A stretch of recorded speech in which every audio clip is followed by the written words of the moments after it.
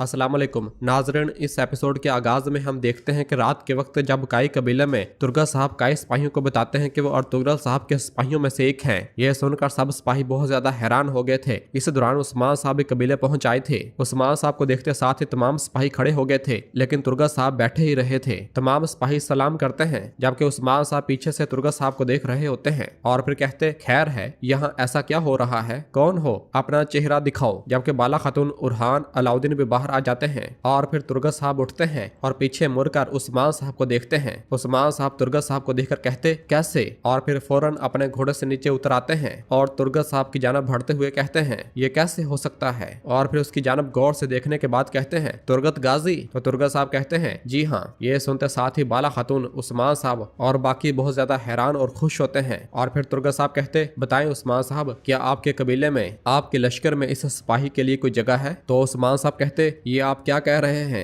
ये कबीला, ये खैमा, ये लश्कर सब आपके हैं। खुश आमदीद तुर्गत गाजी। तो तुर्गत साहब कहते हैं, ए वल्ला। और उस्मान साहब के साथ हाथ मिलाते हैं और एक दूसरे के गले मिलते हैं और बहुत ज्यादा खुश हो रहे होते हैं। उस्मान साहब कहते हैं, माशाल्लाह, ऐ माशाल्लाह, मेरे बाबा के साथी, दलेर तरीन दलेर तुर्गत गाजी। तुर्गत साहब कहते, ए वल्ला उस्मान सरदार, शुक्रिया। उस्मान साहब कहते, मेरे साथ आए। और फिर बाला कहती है, मेरे बच्चों, जिस शख्सियत को तुम देख रहे हो, ये काई के लिए बेशुमार कुर्बानियां देने वाला तुर्गत गाजी है। और फिर बहनों से कहती है, बहनों, इनके लिए भरपूर इज्जत और एहतराम से खेमा तैयार करो, चलो। और फिर उरहान कहता है, आप वही शख्स हैं जिसकी बहादुरी की दास्तानों में हम पले बढ़े हैं, है ना? अलाउद्दीन कहता, जिसका कुल्हाड़ा बामसी साहब की 2 धारी तलवारों के साथ दुश्मन पर टूट पड़ता था, वही तुर्गत गाजी, है ना? तुर्गत साहब कहते, जी हाँ। और फिर उस्मान साहब बताते हैं, ये है मेरा बेटा उरहान और ये है मेरा बेटा अलाउद्दीन। तो तुर्गत साहब कहते हैं, माशाल्लाह, माशाल्लाह। और दोनों तुर्गत साहब के गले मिल जाते हैं और बहुत खुश होते हैं। तुर्गत साहब कहते हैं, अर्तुगरुल सरदार का खानदान अब और भी बढ़ चुका है, माशाल्लाह जवानों, माशाल्लाह।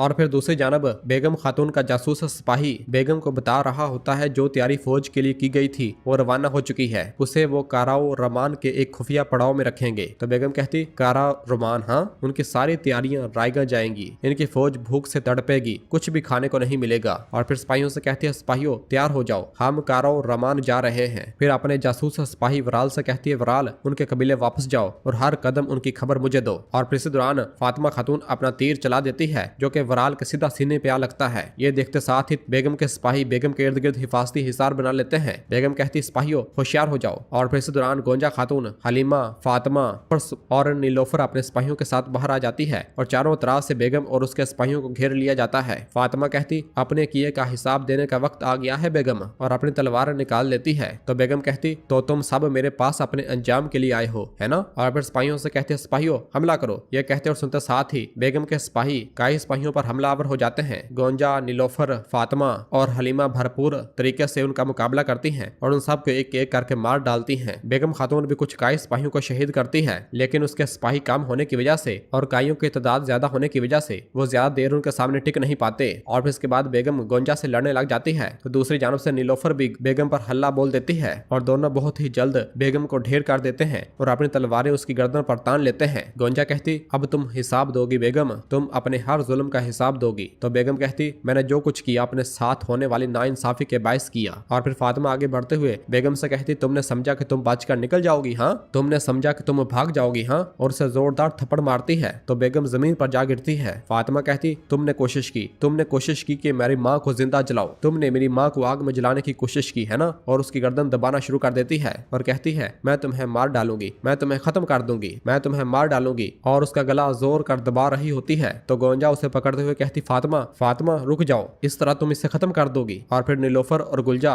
फातिमा को पकड़कर पीछे खींचते हैं। हलीमा कहती, मारने दो उसे, इसका मरना ही बनता है। और फिर नीलोफर फातिमा से कहती, माँ और बाबा ही इसे मारने का हक रखते हैं, क्या वाकई तुम उनसे ये हक छीन लोगी? और फिर बहनों से कहती है, बहनों इसे बंद दो, हम इसे कबीले लेकर जा रहे हैं। और फिर खवातीन बेगम को पकड़ कर ले जाती हैं और सब वहां से रवाना हो जाते हैं। और फिर इधर काई कबीले के सरदारी खेमे में हम देखते हैं कि तुर्गत साहब अर्तुगरुल साहब की तलवार को देखते हुए कहते हैं, ये तलवार और फिर उसे म्यान से बाहर निकाल लेते हैं और कहते, मेरे भाइयों बामसी और दुगान के साथ हम हमेशा इस तलवार की बताई हुई मुकद्दस मंजिल की तरफ सफर करते। इस तलवार के मालिक ने हमें ईमान सिखाया, उस्मान जन्नत में आराम पाए अर्तुगरल सरदार, और तलवार को चूमते हैं। और इस दौरान तुर्गत साहब की आंखों से आंसू बह रहे होते हैं। और फिर तुर्गत साहब कहते, ये नस्ल आपकी बहुत मकरूज है। तो उस्मान साहब कहते हैं, हमारी नस्ल आपकी और इन तमाम जानबाजों की मकरूज है जिनका आपने जिक्र किया है। हाँ तुर्गत गाजी। तुर्गत साहब कहते हैं, ए वल्लाह। उस्मान साहब कहते, मुझे बताइए आप इतना अरसा कहाँ रहे, क्या किया आपने? हम समझे थे आप इस फानी दुनिया से रुखसत हो चुके हैं, बताइए मुझे। तो तुर्गत साहब कहते, मैं बलकान में था। मैं तुम्हारे लिए उन बहुत से तुर्कों का अदब व सलाम लाया हूँ जो वहाँ आबाद हो चुके हैं। वो सब तुम्हारे घोड़ों की टाप सुनने के मुंतजर हैं। वो सब तुम्हारे मुंतजर हैं। उस्मान साहब कहते, बताइए उन सरजमीनों में आपने क्या किया? तुर्गत साहब कहते, मेरे अर्तुगरल सरदार ने मुझे एक खुफिया फरीजा सौंपा था, इसलिए गायब होना पड़ा। मैं वही फर्ज निभाने गया था। मैं कई बरसों तक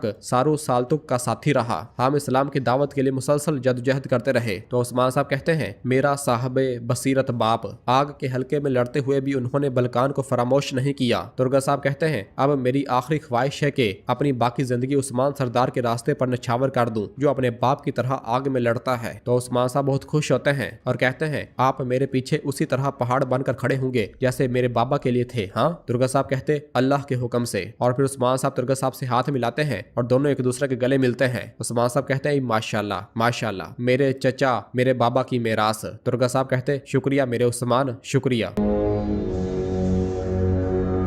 और फिर दूसरी जानब बोरसा में हम देखते हैं कि कलादियोस ओलुकचार की उन बातों को याद कर रहा होता है जब उसने उससे कहा था कि तुम इससे ज्यादा कुछ ना बनोगे, एक ऐसा सिपा सलार जो मेरे साय में तख्त पर सोया होगा और खानों के खान अलजायतो खान की हिफाजत में होगा। कलादियोस ये सब सोचने के बाद कलादियोस कहता, तो मैं तुम्हारे साय में हूँगा कोचार। हाँ, मैं हर शख्स और हर शय को इस्तेमाल करूंगा जब तक कि मुझे उनकी जरूरत ना रहे। और फिर इसके बाद अपने उंगली पर लगे हुए खून को चूस लेता है और फिर वापस तख्त की जानब पलटता है और तख्त को देखते हुए उसके ऊपर विराजमान हो जाता है। और फिर कहता, तुम्हें इसका हिसाब देना होगा कोचार। मेरी हुकूमत जिसे तुम अपनी छाओं में समझते थे वही तुम्हारी तबाही बनेगी। नाज़रीन, फिर इसके बाद हम देखते हैं कि काई कबीले में बेगम खातून को पकड़ कर लाया जा चुका होता है। नीलोफर ने उसकी रस्सी को पकड़ा हुआ होता है जबकि कबीले के लोग उसे देखते हुए गद्दार गद्दार पुकार रहे होते हैं। और फिर नीलोफर जैसे उसकी रस्सी खींचती है तो बेगम जमीन पर जा गिरती है। और फिर इस दौरान बाला खातून वहां आती है और बेगम को गुस्से से देखती है और कहती, नागन तो ये सब तुम्हारा किया धरा ही था। हाँ इधर आओ। और बाला उसके पास पहुंचती है और बेगम को एक जन्नाटे दाट थप्पड़ रसीद करती है। बेगम जमीन पर जा गिरती है तो बाला उसे पकड़कर उठाती है और कहती है, तुमने कोशिश की थी कि मुझे मेरे ही कबीले में कैद कर दो। हाँ, मैंने उसी दिन कहा था कि तुम्हें तुम्हारी औकात याद दिलाऊंगी। और बाला एक और जोरदार थप्पड़ दे मारती है और कहती है, अब वो दिन आ गया है। बेगम उठ,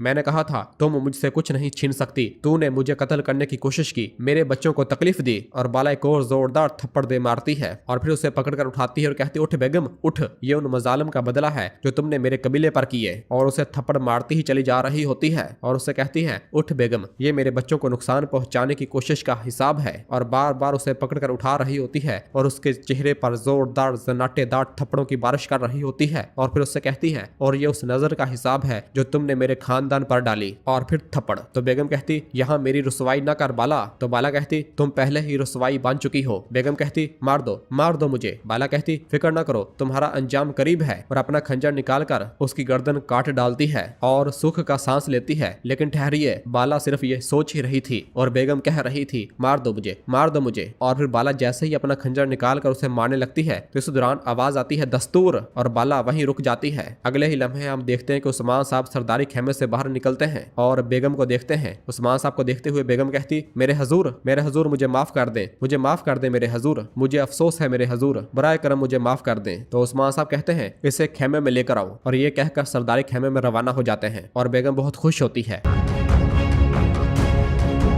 और नाजरीन, इसी जगह पर एपिसोड खत्म करते हैं। मिलते हैं बहुत जल्द अगली एपिसोड के साथ। वीडियो को लाइक कर दें और जिन दोस्तों ने अभी तक चैनल सब्सक्राइब नहीं किया वो जल्दी से चैनल सब्सक्राइब कर दें और बेल आइकन घंटी वाले निशान को भी प्रेस कर दें ताकि आने वाले एपिसोड आपको आसानी मिल सके। दुआओं में याद रखें। अल्लाह हाफिज।